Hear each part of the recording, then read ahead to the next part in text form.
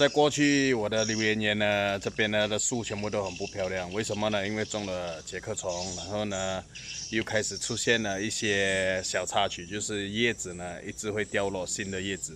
现在给你们看看我身后这一棵树呢，就是101榴莲，然后你看它伤的有多严重，就是这一棵的101榴莲，看到了吗？伤痕累累，这些白色的就是擦了这个药，之前的中了菌，延伸到上面去，看到吗？延伸到上面这里，然后你也看得到那边有挂着几颗果实，然后你看这里的叶子都干枯掉了。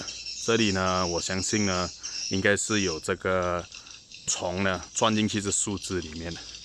然后你看得到有些地方还是有长叶子的，然后这里呢，你看到还是有果实，旁边也是有果实，其他地方呢都还可以接受。